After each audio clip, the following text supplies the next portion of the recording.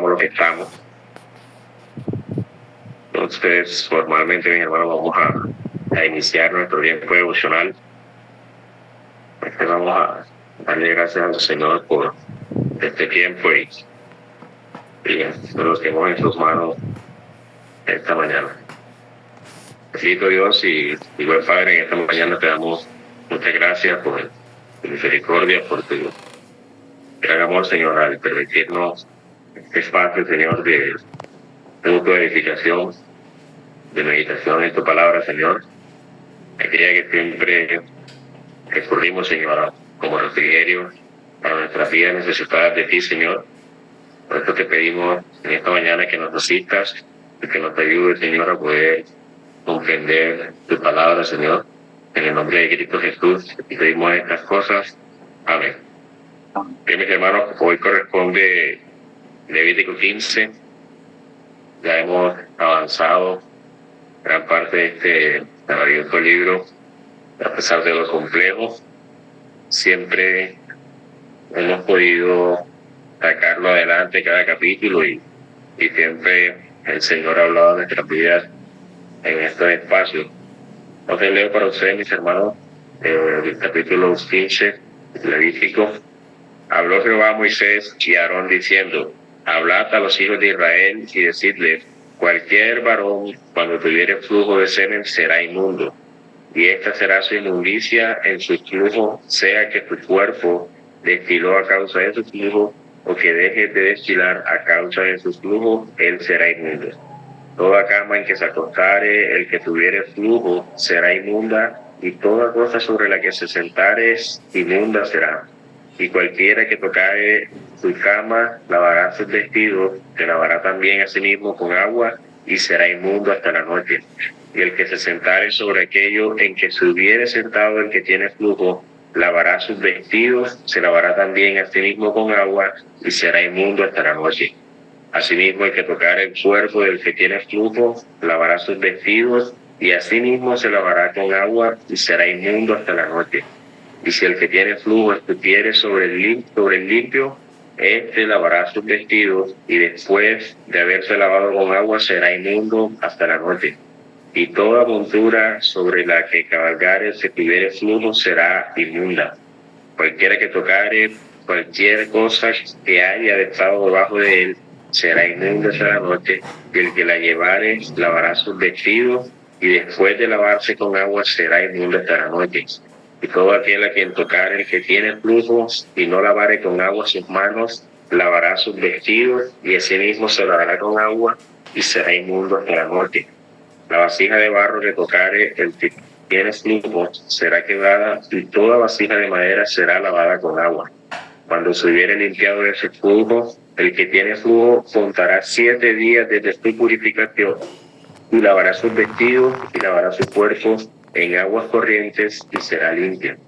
Y el 8º día tomará 2 tórtolas o 2 palominos, y vendrá delante de Jehová a la puerta del tabernáculo de reunión, y los dará al sacerdote. Y el sacerdote hará del uno ofrenda por el pecado, y del otro holocausto.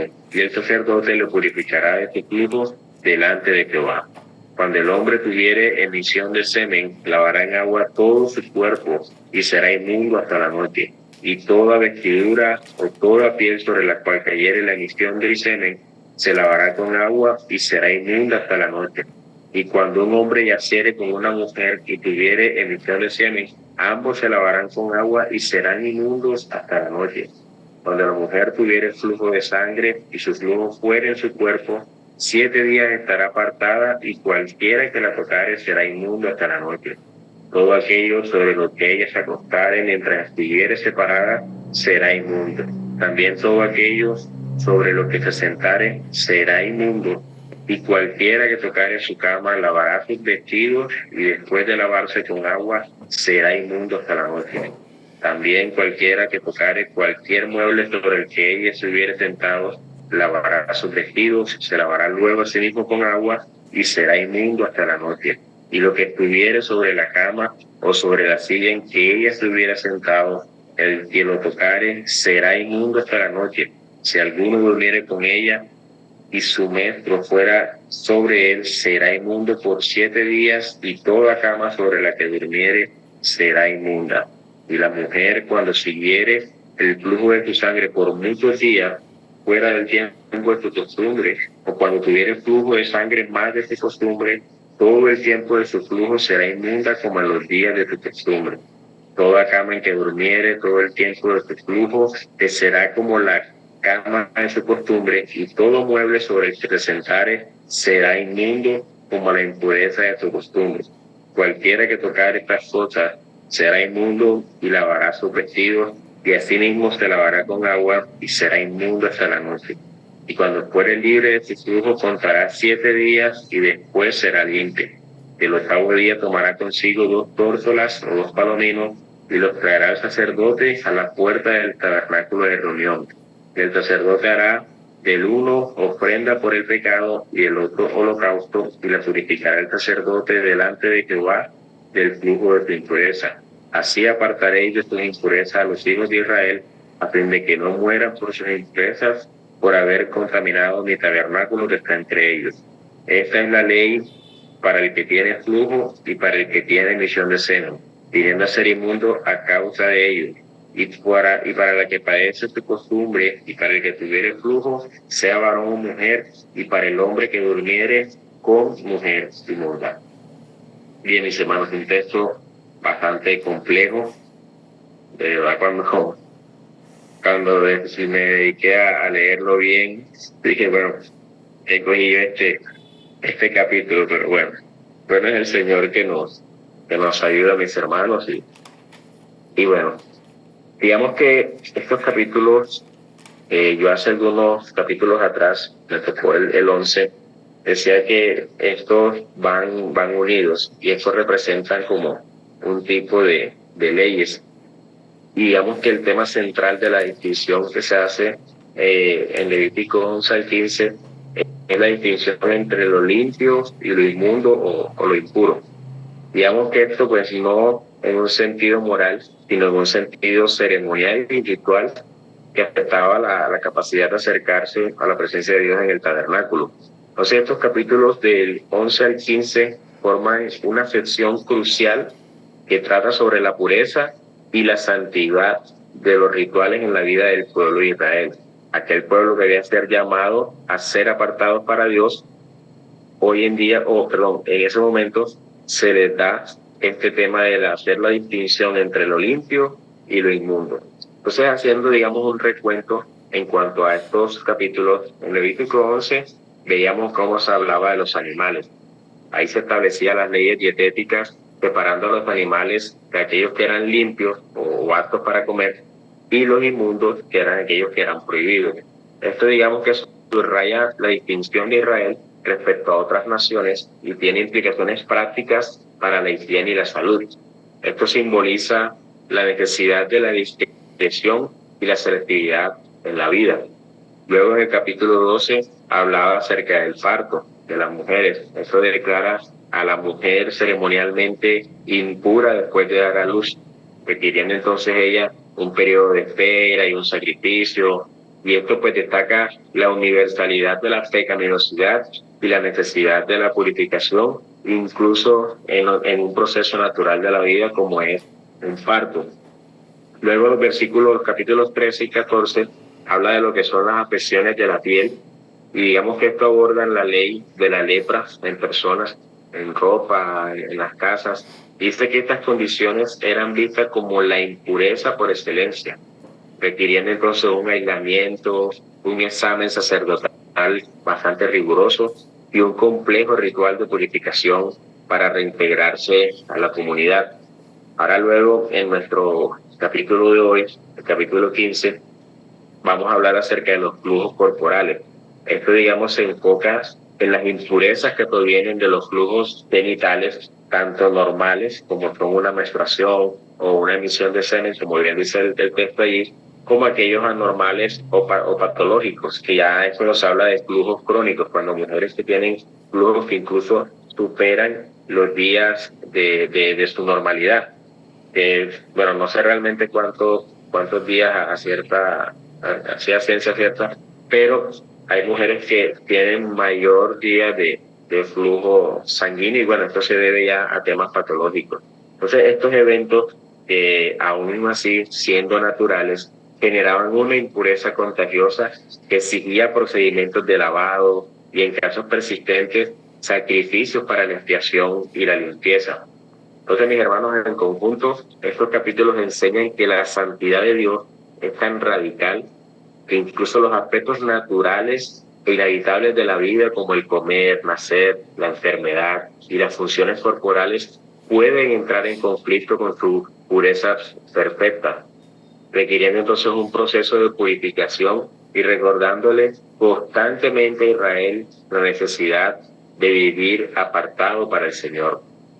Entonces, el capítulo 15 aborda las impurezas relacionadas con las descargas corporales, tanto en hombres como en mujeres, y el impacto que esto genera en la pureza ceremonial.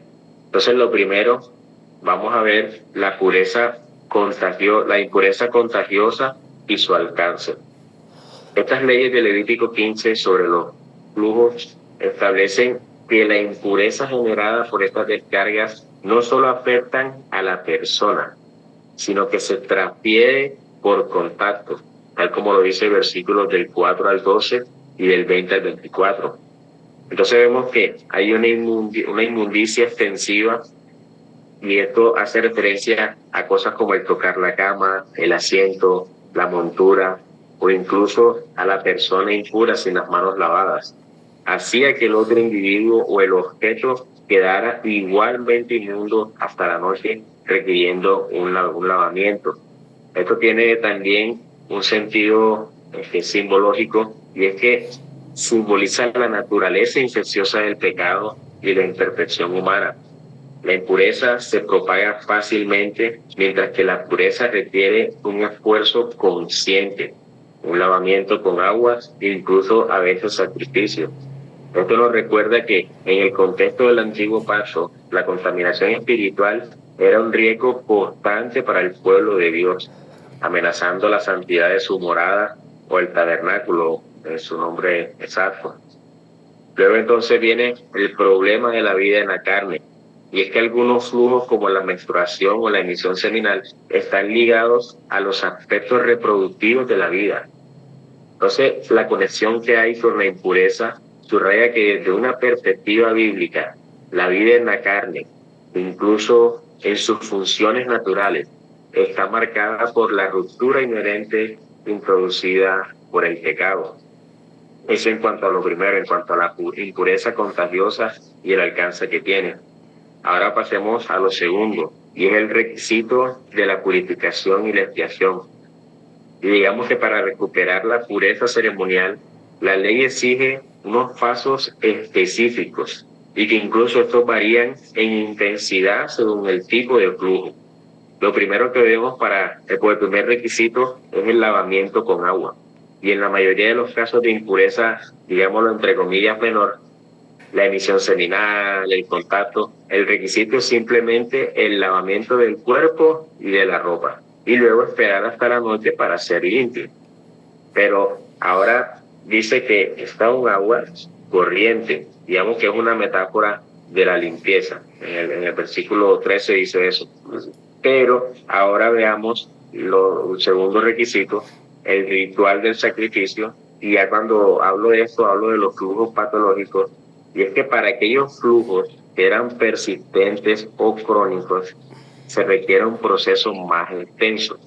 Contar 7 días de limpieza, lavarse y luego ofrecer 2 aves, una para una ofrenda por el pecado y otra para holocausto, para que aquel sacerdote haga la expiación de ese pecado. Entonces, esto representa, aquí el agua representa la purificación por la palabra de Dios o el Espíritu Santo, limpiando la conciencia y la vida exterior. El sacrificio, que es la sangre que se derrama por estos pecados, señala la necesidad de expiación sustitutoria para aquellas impurezas profundas o persistentes. Y esto prefigura el sacrificio de Cristo, mis hermanos. Solo la sangre puede restaurar la comunión rota por el estado de inmundicia persistente. Y lo tercero, entonces, es el propósito final que tiene esta ley, y es proteger la santidad de Dios. El capítulo concluye declarando el propósito primordial de estas leyes. Así apartaréis de sus impurezas a los hijos de Israel, a fin de que no mueran por sus impurezas, por haber contaminado mi tabernáculo que está entre ellos, dice Levítico 15, versículo 31. Entonces, lo primero que vemos en cuanto al propósito final de proteger la santidad de Dios es la protección y la distinción. El fin último no solamente es la higiene, y en esto debemos nosotros tener la conciencia clara. El fin último de esas leyes no es solo la higiene, sino mantener la separación entre el Dios santo y el hombre imperfecto. Entonces esta impureza ceremonial invalidaba el acercamiento a lo santo.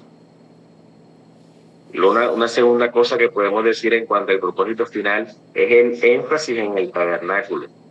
Y el peligro real era la contaminación del santuario de Dios. Si el pueblo de Israel con sus impurezas no mantenía la barrera de pureza, la presencia de Dios en el tabernáculo que recibía en medio de ellos se vería contaminada. Y esto podría resultar en juicio.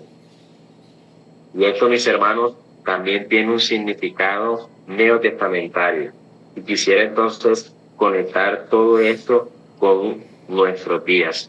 Hoy, el creyente es el templo del Espíritu Santo. Este mandato a la impureza ceremonial apunta a la necesidad de la pureza espiritual.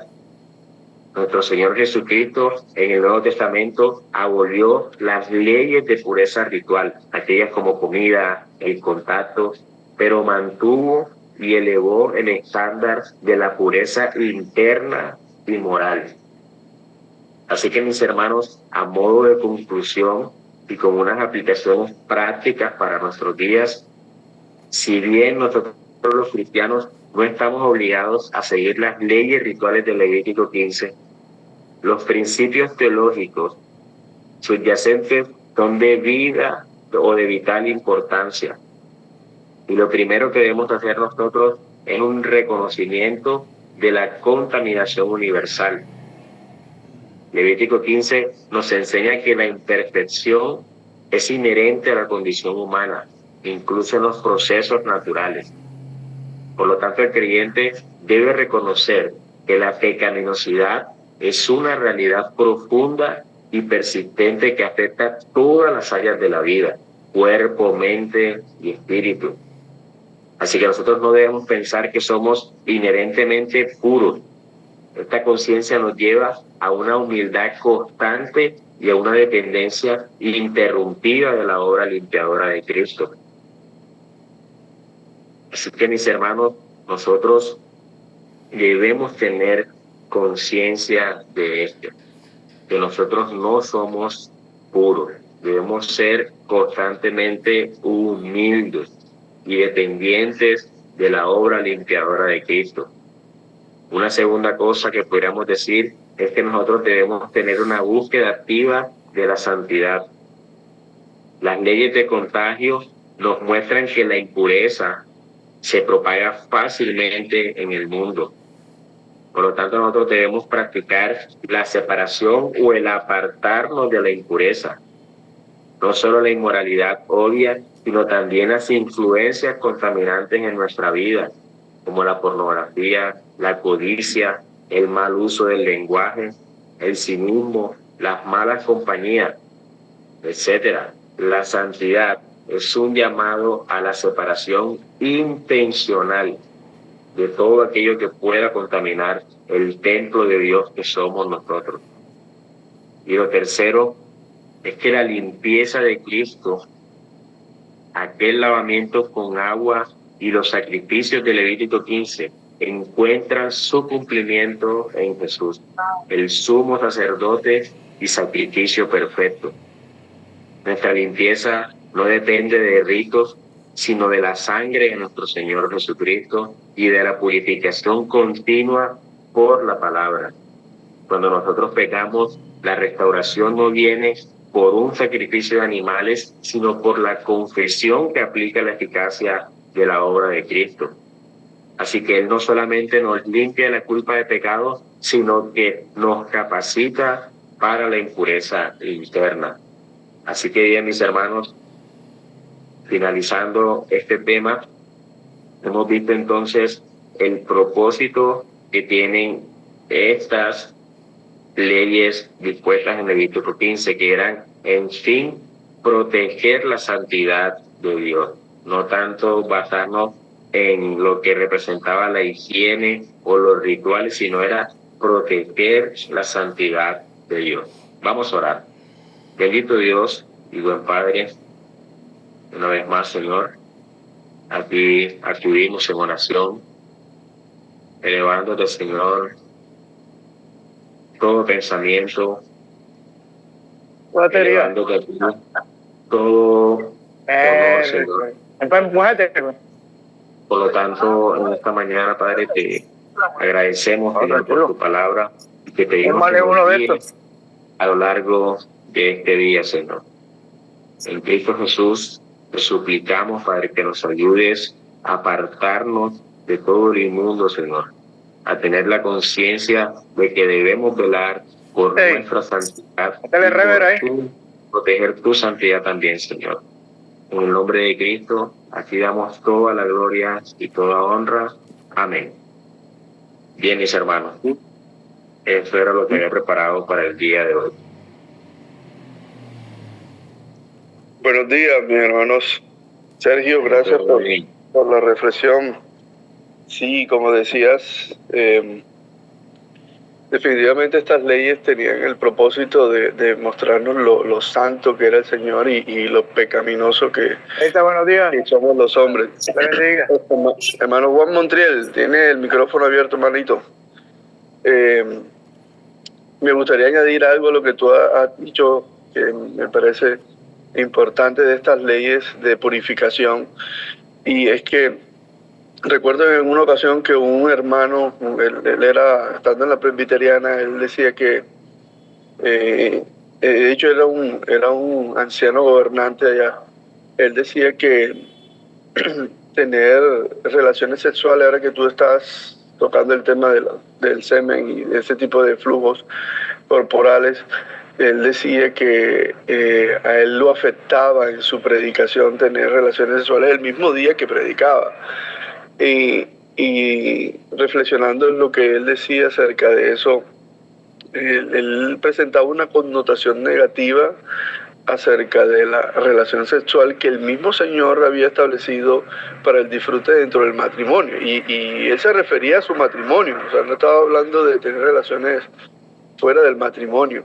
Y creo que en gran medida esa connotación tiene que ver con estos textos que acabamos de estudiar acerca de Levítico, y debemos desechar esa connotación, porque lo que pretendía la ley no era censurar los flujos ni las enfermedades como el tema de la lepra. O sea, no estaba apuntando a lo higiénico, estaba apuntando a lo espiritual, ese tipo de situaciones, asociando esto al pecado del ser humano, asociando los flujos corporales, asociando la muerte, el nacimiento. Todo eso estaba asociado al pecado, a la inmundicia. Y recordemos que la ley tenía un propósito. Uno de sus propósitos era ser un pedagogo, era llevarnos a ver la necesidad de algo mayor. Y como tú muy bien lo decías, llevarnos a Cristo. O sea, la ley tenía el propósito de mostrarnos al gran Salvador, al único santo y perfecto. Entonces, gracias por llevarnos a esa reflexión, a entender lo que significa en realidad este tipo de purificación de la que hablaba el Antiguo Testamento, y que hoy de algún modo eso no tiene ninguna repercusión en nuestra vida espiritual, sino que nos lleva a considerar nuestra impureza y la gran santidad de nuestro Señor. Gracias, manito. Así es, hermanos, totalmente. Sí, de hecho, lo que dices en cuanto al ejemplo que citaba, y de ahí se desprenden muchas cosas. De hecho, yo conocí también a personas que incluso desechaban el tema de los métodos anticonceptivos, pues basados también en algunos textos que dicen que no, que esto no se puede. Entonces, imagínate cómo será esa fabricación de familia. Entonces, de verdad que sí, mis hermanos, a veces el propósito de estos textos, en su mayoría, es apuntar a la santidad realmente de aquel Dios santo y pues no tomar esto como de forma, digamos, literal, sino realmente analizando el contexto en su sentido, pues, real. Gracias por el aporte, mi hermanito. No sé si alguna o más desea participar o comentar algo. No, Sergio, muchísimas gracias.